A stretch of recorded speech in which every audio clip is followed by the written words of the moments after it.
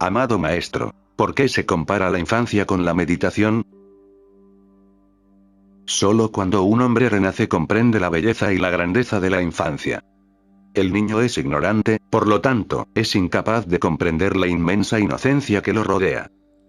Una vez que un niño toma conciencia de su propia inocencia, no hay diferencia entre el niño y el sabio. El sabio no es superior ni el niño inferior. La única diferencia es que el niño no sabe quién es y el sabio sí lo sabe. Me recuerda a Sócrates. En sus últimos momentos de vida, les dijo a sus discípulos: de joven, creía saber mucho. A medida que envejecía, a medida que sabía más, empezó a ocurrir algo extraño. La conciencia de que saber más me llevaba a saber menos. Y finalmente, cuando el oráculo de Delfos declaró a Sócrates el hombre más sabio del mundo. Los atenienses se alegraron mucho y fueron a ver a Sócrates, pero Sócrates les dijo: vuelvan y díganle al oráculo que al menos por una vez su profecía ha estado equivocada. Sócrates no sabe nada. La gente se quedó atónita. Fueron al oráculo. Pero este se rió y dijo: por eso lo he declarado el hombre más sabio del mundo. Solo los ignorantes creen saber. Cuanto más sabes, más inocente te vuelves. Según la división socrática, existen dos categorías de personas: los ignorantes y los ignorantes que saben. El mundo está dominado por la segunda categoría. Estos son sus sacerdotes, sus profesores, estos son sus líderes, estos son sus santos, estos son sus mesías religiosos, salvadores, profetas, todos proclamando que saben. Pero su misma proclamación destruye la absoluta sencillez e inocencia de un niño. Bodhidharma permaneció en China 14 años. Fue enviado por su maestro a difundir el mensaje de la meditación. Después de 14 años, quiso regresar al Himalaya, era anciano y estaba listo para desaparecer en las nieves eternas. Tenía miles de discípulos, era una de las personas más excepcionales que han existido sobre la tierra, pero solo llamó a 4 discípulos y les dijo: haré una sola pregunta. ¿Cuál es la esencia de mi enseñanza? Quien me dé la respuesta correcta será mi sucesor. Hubo un gran silencio, una enorme expectación. Todos miraron al primer discípulo, el más erudito, el más erudito. El primer discípulo dijo: ir más allá de la mente es a lo que se reduce toda tu enseñanza. Bodhidharma dijo: tienes mi piel, pero no más que eso. Se volvió hacia el segundo discípulo, quien dijo: no hay nadie que pueda ir más allá de la mente. Todo está en silencio. No hay división entre aquel que tiene que ser trascendido y aquel que tiene que trascender. Esta es la esencia de tu enseñanza. Bodhidharma dijo: tienes mis huesos. Y se volvió hacia el tercer discípulo, quien dijo: la esencia de tu enseñanza es inexpresable. Bodhidharma se rió y dijo: pero lo has expresado. Has dicho algo al respecto. Tienes mi médula. Y se volvió hacia el cuarto discípulo, quien solo tenía lágrimas y silencio absoluto, sin respuesta. Cayó a los pies de Bodhidharma. Y fue aceptado como sucesor, aunque no había respondido nada. Pero él ha respondido, sin responder, sin usar palabras, sin usar lenguaje. Sus lágrimas han demostrado mucho más de lo que cualquier lenguaje puede expresar. Y su gratitud, su devoción y su agradecimiento al maestro. ¿Qué más se puede decir? La gran asamblea de discípulos quedó muy decepcionada, pues este era un hombre por el que nadie se había preocupado. Los grandes eruditos habían sido rechazados, los grandes sabios no habían sido aceptados, y un hombre común. Pero esa cotidianidad es lo único extraordinario del mundo. Ese asombro infantil, esa experiencia infantil de lo misterioso que nos rodea. Recuerda una cosa: en el momento en que empiezas a saber algo, dejas de ser un niño. Empiezas a formar parte del mundo adulto. La sociedad te ha iniciado en la civilización, te ha distraído de tu naturaleza esencial. Cuando el niño está rodeado de misterio por todas partes, todo es un misterio sin respuesta, sin preguntas, se encuentra exactamente en el punto al que finalmente llega el sabio. Gárimo, por eso la infantilidad se compara una y otra vez con la meditación. La meditación no habría sido necesaria si las personas hubieran permanecido en su esencial infantilidad. ¿Conoces la raíz de la palabra meditación? Proviene de la misma raíz que medicina. Es una medicina. Pero la medicina solo se necesita si estás enfermo. La meditación es necesaria si estás espiritualmente enfermo. La semejanza con los niños es tu salud espiritual, tu plenitud espiritual, no necesitas meditación. El pequeño Ernie quiere una bicicleta, pero cuando se la pide a su madre, ella le dice que solo puede tener una si se porta bien, cosa que él promete. Pero después de una semana de intentar portarse bien, Ernie lo encuentra imposible. Así que su madre le sugiere: si le escribes una nota a Jesús, quizá te resulte más fácil portarte bien. Ernie sube corriendo las escaleras, se sienta en su cama y escribe: querido Jesús, si me dejas tener una bici, prometo ser bueno el resto de mi vida. Al darse cuenta de que nunca podría lograrlo, empieza de nuevo: querido Jesús, si me dejas tener una bici, prometo ser bueno durante un mes. Sabiendo que no puede, de repente se le ocurre una idea. Corre a la habitación de su madre, toma su imagen de la Virgen María, la mete en una caja de zapatos y la esconde debajo de la cama. Luego empieza a escribir de nuevo: querido Jesús, si alguna vez quieres volver a ver a tu madre. Cuando la familia Goldberg se mudó a su nueva casa, un pariente que estaba de visita le preguntó al pequeño Herschel qué le parecía el nuevo lugar. Es fantástico, dice. Tengo mi propia habitación, Ruthie tiene la suya y Sarah también. Pero la pobre mamá sigue con papá. Garimo, algunas máximas para que medites. Quizás tu infantilismo latente comience a activarse. La primera máxima: sonríe, mañana será peor. Nada hace que una mujer se sienta mayor que conocer a un hombre gordo y calvo que la conoció en la escuela. No hay diferencias importantes entre hombres y mujeres, pero las que no son importantes son las más interesantes. Si no se puede hacer en la cama, probablemente no valga la pena hacerlo. Para algunos, el éxito depende de ser conocidos. Para otros, de no ser descubiertos. Las 7 edades de las mujeres. La edad adecuada y las 6 conjeturas descabelladas. Una mujer, en términos generales. La vejez es cuando te pones las gafas para pensar. La luna de miel termina cuando ella deja de llamarte cariño y empieza a llamarte escucha. La luna de miel se acaba cuando un rapidito antes de la cena es una copa. La luna de miel termina cuando el perro te trae pantuflas y tu esposa te ladra.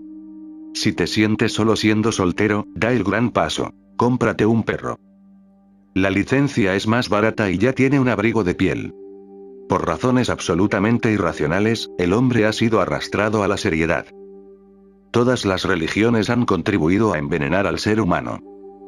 Quienes se dedican a cualquier tipo de arrogancia están destinados a destruir la risa del hombre, su inocente mirada asombrada, su infancia. La risa de un niño parece ser más peligrosa para ellos que las armas nucleares. Y de hecho tienen razón. Si el mundo entero empezara a reír un poco más, las guerras disminuirían. Si la gente empezara a amar su inocencia sin preocuparse por el conocimiento, la vida tendría una belleza y una bendición de las que nos hemos vuelto completamente inconscientes. Justo hoy, Asya me trajo una carta de un sannyasin que dice que durante 7 años ha sido muy cobarde. Porque quería decirme algo, pero tenía miedo. De alguna manera, se armó de valor y escribió. Su pregunta fue: siempre que citas una teoría científica, no está actualizada. Estoy asombrado. ¿Crees que la ciencia puede alguna vez estar actualizada? Para cuando está actualizada, ya está obsoleta. Lo que ayer estaba actualizado, hoy está obsoleto. Lo que hoy está de moda, mañana estará obsoleto. Viendo esta estupidez, simplemente abandoné la idea de estar al día. ¿Qué sentido tiene? Y no has venido aquí a aprender ciencia. Si de vez en cuando menciono alguna teoría científica, no es para explicártela, sino para indicarte algo más. Es solo una flecha que apunta más allá, y si no miras al más allá y te enredas con ella, has perdido el objetivo. Si tanto te interesa la ciencia, deberías ir a una facultad de ciencias. Las bibliotecas están llenas, hay cientos de universidades. Este no es el lugar para ti. Este es el lugar más acientífico del mundo. Y cuando digo acientífico, me refiero exactamente a eso. Ciencia significa conocimiento, este lugar no es para el conocimiento. Este lugar es para la inocencia. No les estoy dando más información.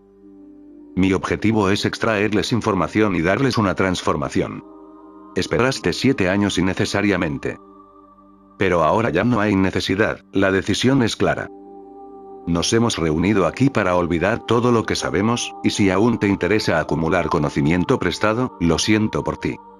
Todas las religiones intentan insistir en que lo que dicen es cierto, aunque se ha descubierto que todas sus verdades son supersticiones. Hace 300 años se produjo el cambio, de la religión a la ciencia. Y la ciencia empezó a enfatizar que todo lo que dice es verdad. Era una vieja costumbre heredada de las religiones. Pronto se dieron cuenta de que al menos la religión conservó el mismo conocimiento durante 10.000 años. Porque el conocimiento en el ámbito religioso era tal que no había forma de saber si estaba actualizado o desactualizado, si Dios seguía vivo, muerto o enfermo. Así que Dios permaneció. De hecho, nadie supo nunca si había nacido o no. El cielo y el infierno permanecieron inmutables durante miles de años. La razón no era que fueran ciertos, sino que eran simplemente ficciones y no había forma ni criterio para juzgarlos. La ciencia adoptó la misma actitud hacia sus propias teorías, pero pronto se descubrió la falacia. La ciencia no hablaba de ficciones, sino de hechos. Y a medida que se conocen más hechos, hay que cambiar las viejas teorías a diario. De hecho, se dice que hoy en día no se puede escribir un libro extenso y completo sobre ciencia porque, para cuando esté completo, todo lo escrito estará obsoleto. Solo se pueden escribir artículos, y en ese caso también hay que ser muy rápido para leerlos en algún congreso o publicarlos en alguna revista, porque no se está solo en el mundo. Mucha gente trabaja con los mismos hechos. Alguien podría venir con una ideología más adecuada y adecuada. A Albert Einstein le preguntaron, si no hubiera descubierto la teoría de la relatividad, ¿cree que se habría descubierto alguna vez?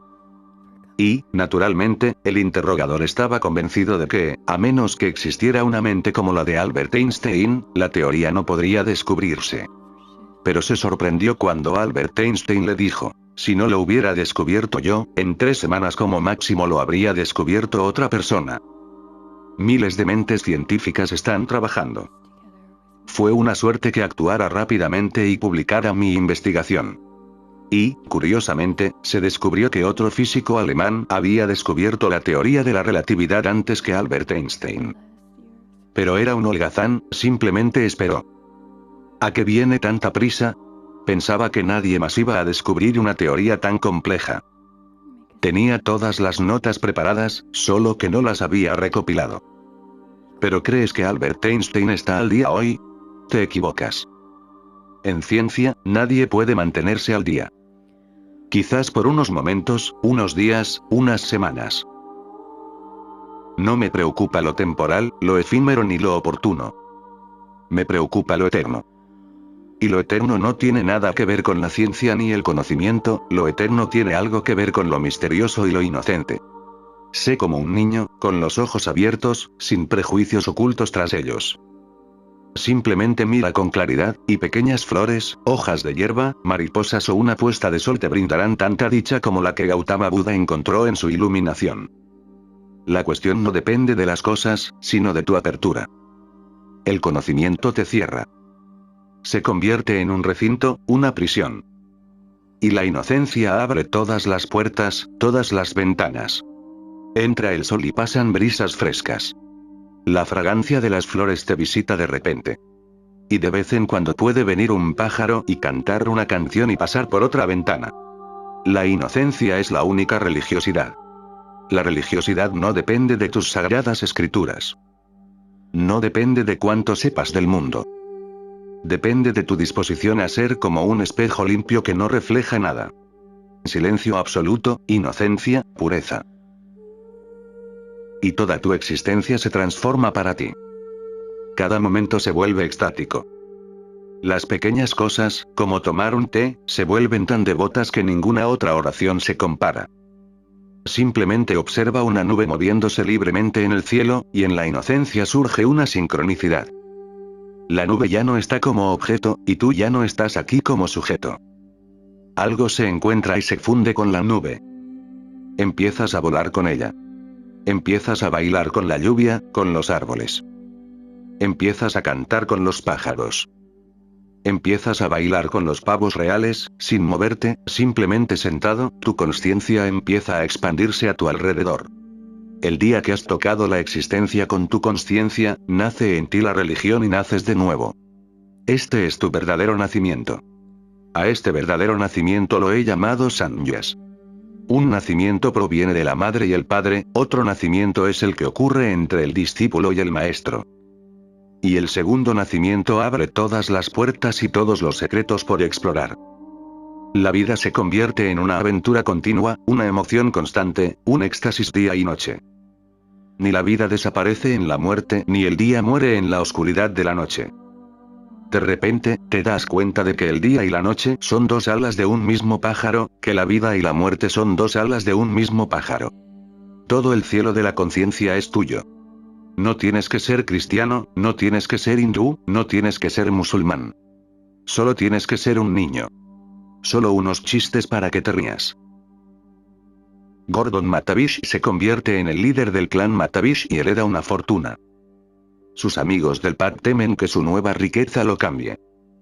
Se desata una gran discusión en el pub cuando la puerta se abre de golpe y entra Matavish, haciéndoles señas para que se acerquen a la barra. Cuando Matavish bebe, exclama, todo el mundo bebe. Cuando todos han bebido, deja caer un billete de $1 sobre la barra y anuncia. Y cuando Matavish paga, todos pagan. Amish Matavish volaba de Los Ángeles a Nueva York para asistir a la reunión anual de ventas de su empresa. Estaba saboreando su champán de cortesía en la sala de espera de primera clase cuando una guapísima rubia se sentó a su lado. Se esforzaba por no mirar su generoso pecho, y cuando ella dijo, sé que te estarás preguntando por mi camiseta, Amish se alegró mucho de poder mirar directamente sus pechos abultados con las iniciales NA impresas. Admitió que sentía curiosidad, así que ella le dijo que significaban Asociación Nacional de Ninfómanas. Y resultó que ella también iba a su convención nacional anual. Amish pregunta emocionado, ¿qué tipo de hombre prefieres? Bueno, confiesa, mis favoritos sin duda son los indios americanos maduros. Pero al notar la decepción de Amish, añade rápidamente, pero en segundo lugar, los empresarios judíos. En ese caso, dice Amish, sin poder contenerse más, permíteme presentarme. Levanta su copa de champán y dice, me llamo Jerónimo Goldberg. El joven ministro decide casarse. En su inocencia, conoce a una chica con mucha experiencia con hombres. En la noche de bodas, se pone el pijama mientras su esposa se desnuda y se mete en la cama. Arrodillado junto a la cama, el ministro reza, oh, Dios, en esta gran noche, danos tu guía. No te preocupes por eso, dice su esposa.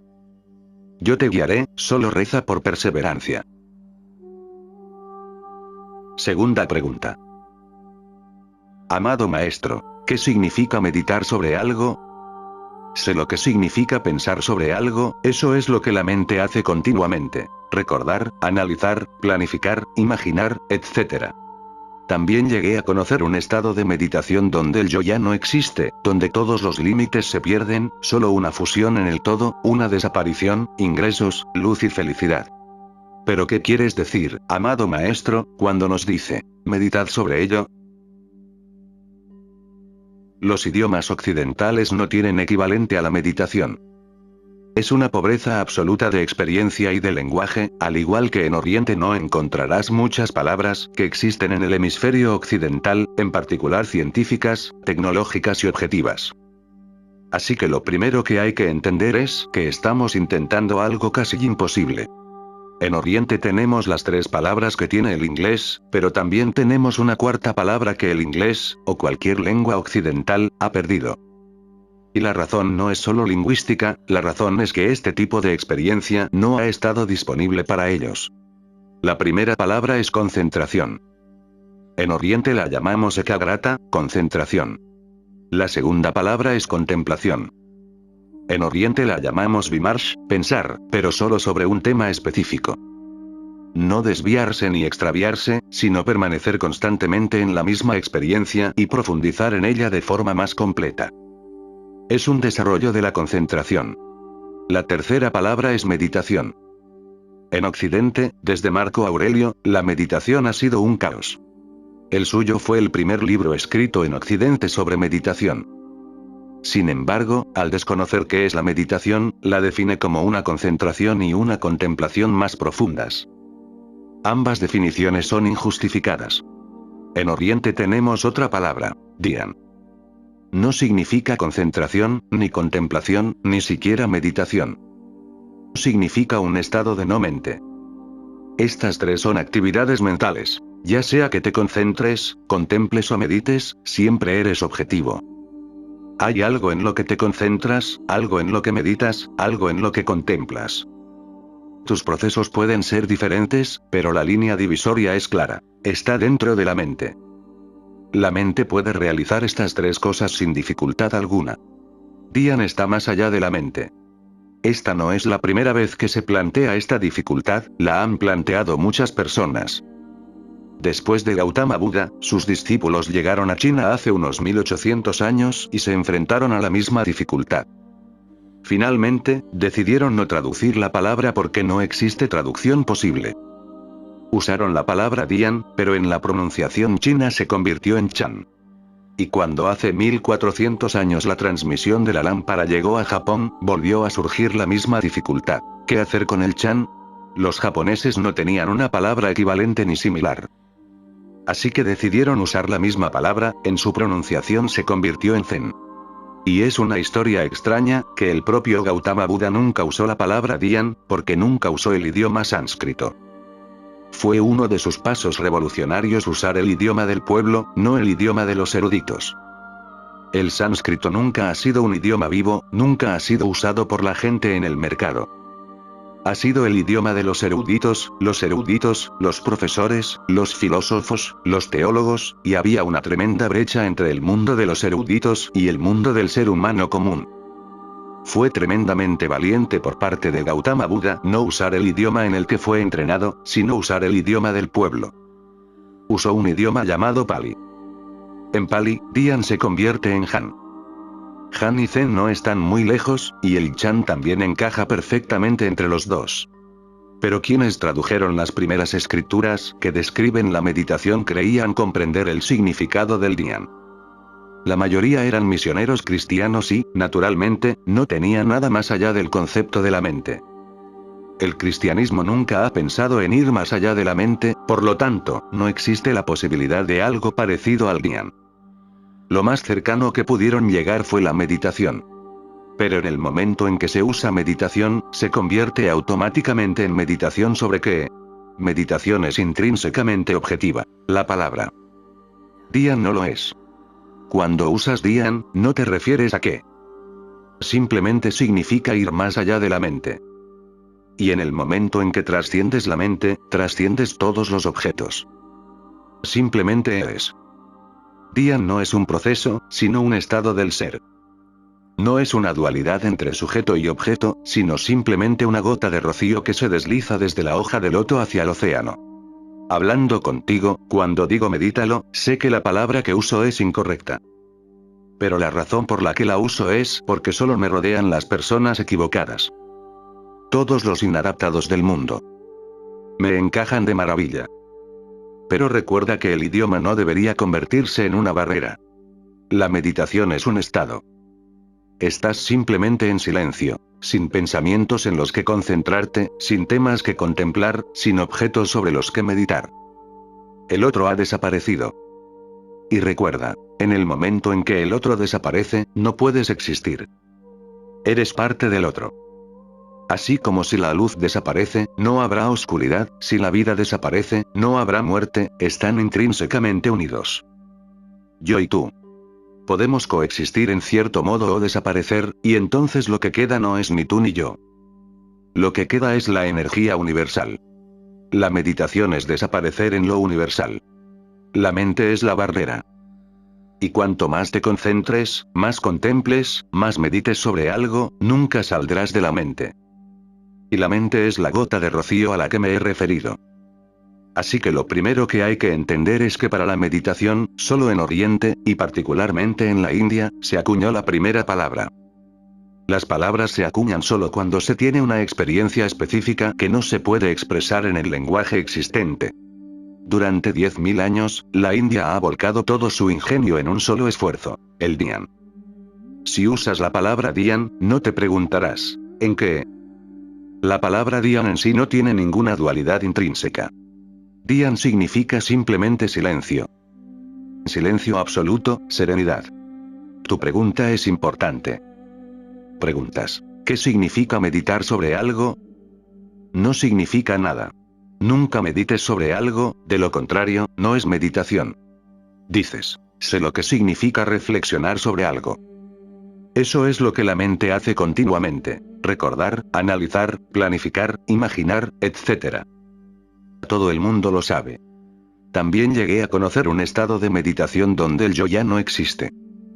Entiendo, Bodhidharma, que hasta este punto hablabas de tu experiencia existencial. Más allá de este punto, simplemente estás tomando prestadas palabras que no has experimentado.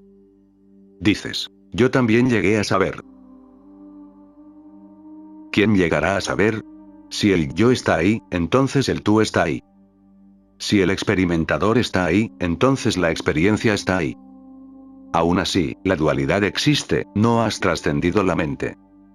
No has alcanzado lo que llamas un estado de meditación. Dices. Donde el yo ya no existe. Son palabras hermosas, y seguro que te encantaron, pero desconoces su significado. De esto hablaba anoche, cuando Bodhidharma eligió como sucesor al discípulo que no respondió. Porque cualquier respuesta será errónea, cualquier respuesta significará, sigo aquí. Cualquier respuesta significará que la mente sigue funcionando. Cualquier respuesta está destinada a ser errónea. El hombre elegido como sucesor solo tuvo lágrimas de alegría y cayó a los pies de Bodhidharma con inmensa gratitud. No se puede decir nada. En el momento en que dices algo tienes que usar la mente, tienes que usar el lenguaje, y entonces naturalmente aparecen todas las falacias del lenguaje y todos los límites de la mente. Dices, donde el yo ya no está. Si ya no estás, entonces la pregunta debería haber terminado aquí. Ahora bien, ¿quién prolonga la pregunta aún más? Continúas diciendo. Donde se pierden todos los límites. ¿Los límites de quién? Ciertamente estás ahí, viendo que los límites se pierden. Pero si estás ahí, los límites no se pueden perder. Eso es una contradicción. Dices, simplemente fundiéndome en el todo. ¿Has oído alguna vez a una gota de rocío gritarle al mundo, escucha, me estoy fundiendo en el océano? Uno simplemente se funde y no hay nada que decir. Y el silencio prevalece. Pero sigues describiendo todas las hermosas palabras que debes haber leído, debes haber escuchado. Simplemente fundiéndose en el todo, una desaparición, ingravidez, luz y dicha. ¿Pero a quién le suceden todas estas experiencias? Ya no existes. Para que todas estas experiencias sucedan, al menos te necesitamos. Tu mente es necesaria, tu lenguaje es necesario, y de nuevo preguntas. Si esto fuera una experiencia existencial, para empezar, no habrías dicho nada.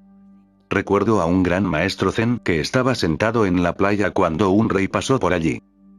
Siempre había deseado verlo, pero no tenía tiempo. Los asuntos del reino, las preocupaciones y las guerras. Esta era una oportunidad de oro. Detuvo su carroza, se bajó, fue hacia el maestro y le preguntó, no tengo mucho tiempo, pero quiero saber cuál es la enseñanza esencial. No quiero morir en la ignorancia. El maestro permaneció en silencio. El rey dijo, puedo entenderlo. Eres muy viejo y quizás te has quedado sordo. El maestro sonrió. El rey gritó en sus oídos, quiero saber la esencia de tu enseñanza. El maestro escribió con el dedo en la arena, Dian. No habló. El rey dijo, pero eso no tiene mucho sentido para mí. He escuchado esa palabra muchas veces. Explícame un poco más. El maestro le dijo, ya he caído por ti. De lo contrario, la respuesta correcta habría sido la primera, cuando permanecí en silencio. Pero quizá no conozcas la comunión que existe en el silencio. Por compasión, escribí Dian, ahora quieres más detalles. Lo intentaré. Volvió a escribir Dian con letras más grandes. El rey se enojó un poco. Dijo, ¿qué clase de explicación es esta? Es la misma palabra. El maestro dijo, Tendrás que perdonarme, porque ya no puedo caer más. Solo por tu bien, no dejaré que los siglos se rían de mí. Nadie ha dicho nada sobre el Dian, y nadie puede decir nada sobre el Dian. Entonces, ¿qué han estado haciendo los maestros a lo largo de los siglos? Crean dispositivos, situaciones en las que esperan que quizás entre 1000 personas, alguien pueda obtener una revelación. Esos dispositivos no son meditaciones. Solo sirven para llevarte a un punto en tu propio espacio interior donde de repente te das cuenta y dices ajá. Y en el momento en que comprendes el estado de meditación, todos los métodos de meditación se vuelven inútiles. Esos métodos son simplemente arbitrarios, creados por compasión hacia personas a quienes no hay otra forma de comunicar una realidad superior que la mente. Si lo que dices ha sido tu experiencia, entonces faltará la última parte. Dices, pero, amado maestro, ¿qué quieres decir cuando nos dices, medita sobre ello? Yo te digo, medita sobre ello.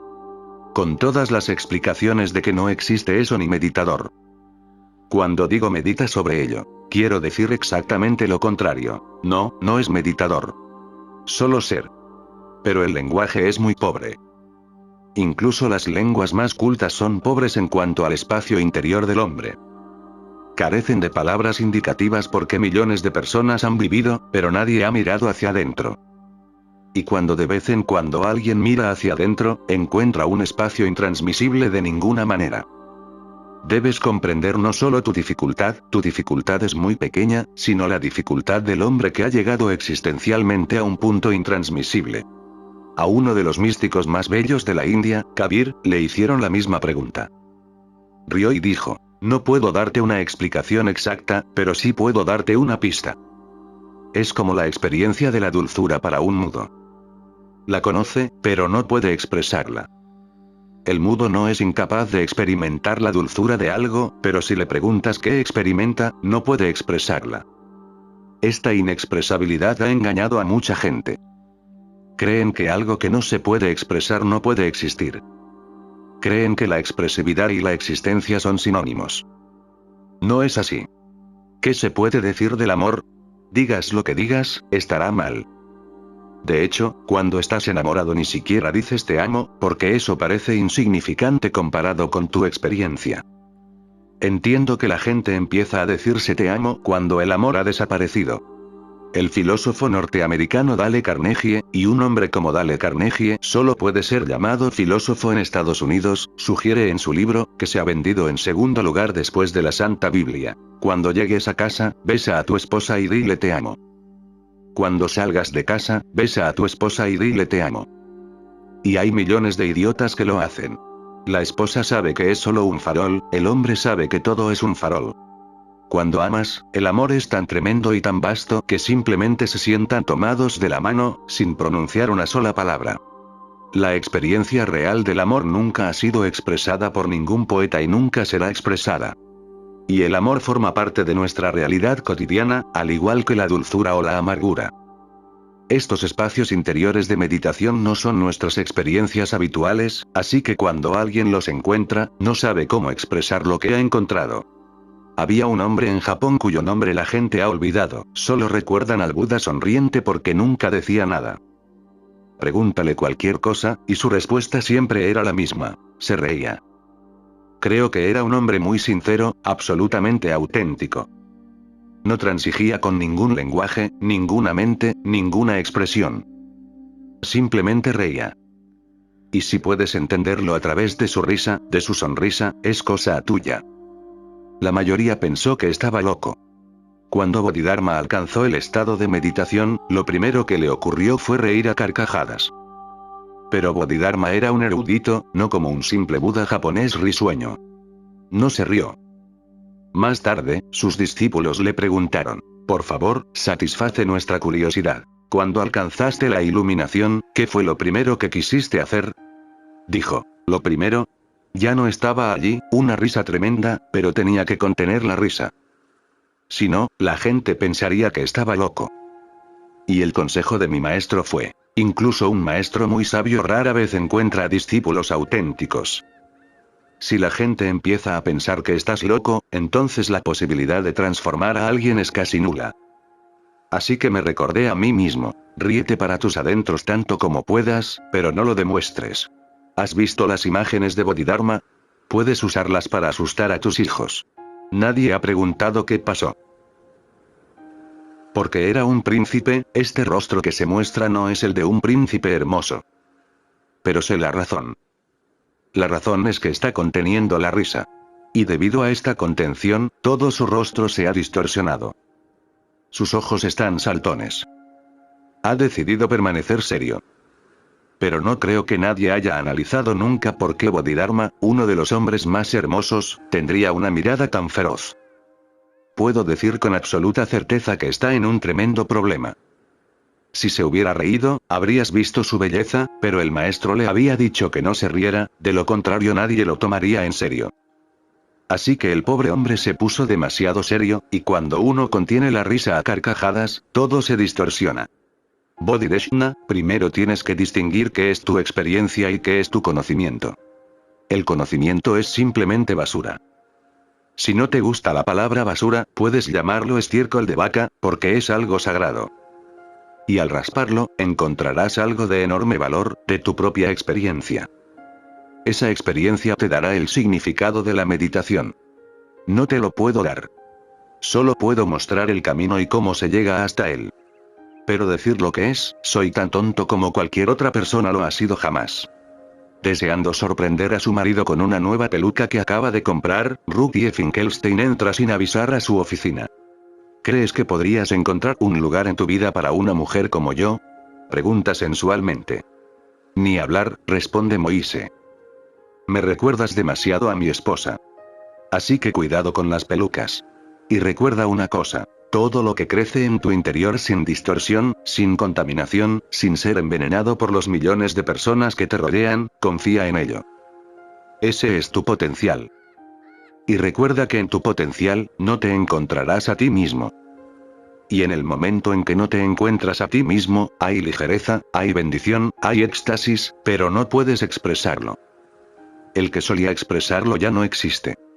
Los sufíes poseen uno de los libros más sagrados del mundo, quizás el único libro sagrado. Ha existido durante 1400 años. Ninguna editorial ha estado lista para imprimirlo, porque no hay nada que imprimir en él. Está completamente en blanco.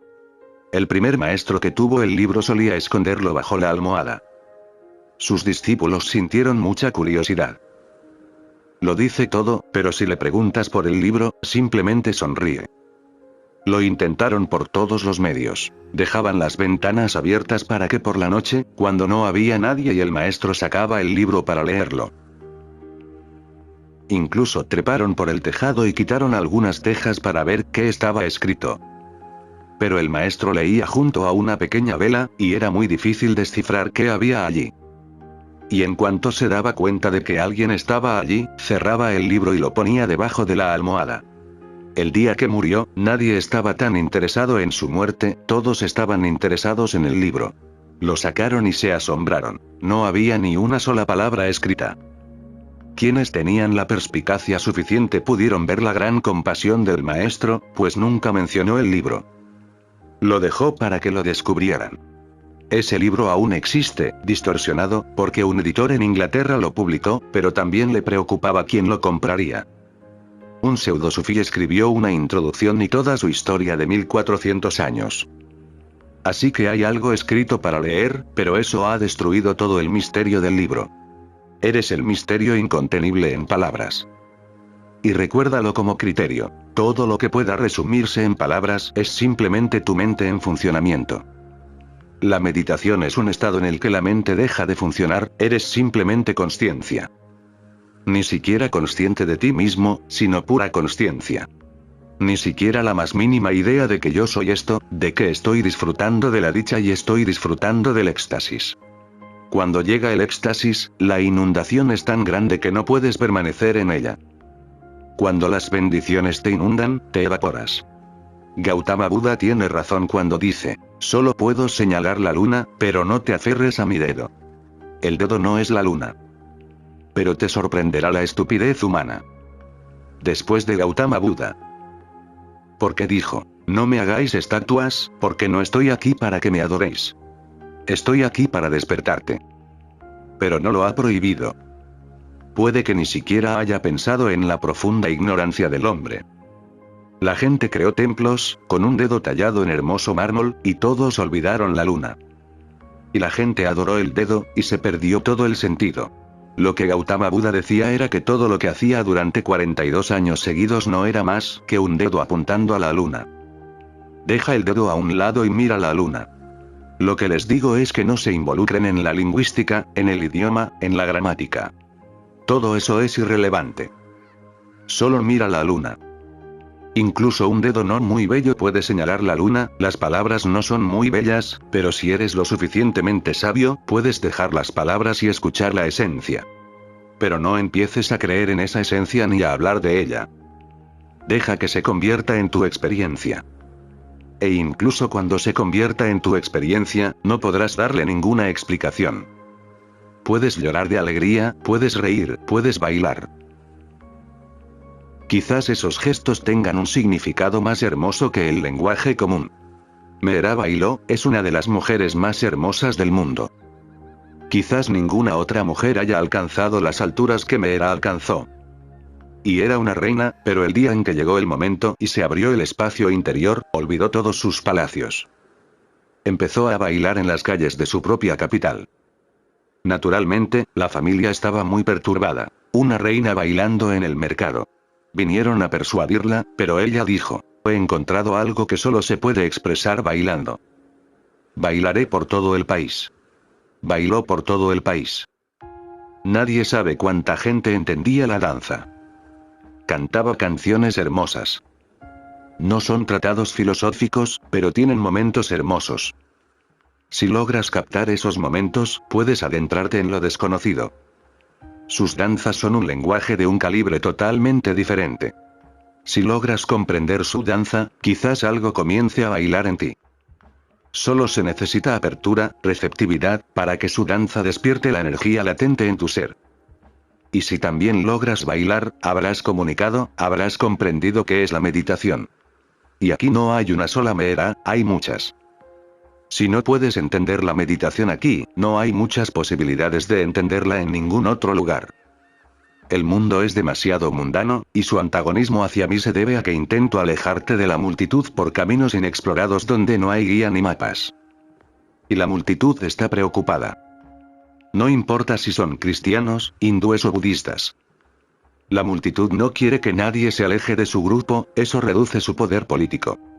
Todas sus religiones son simplemente poderes políticos, en nombre de la religión, el mayor engaño y explotación de la humanidad.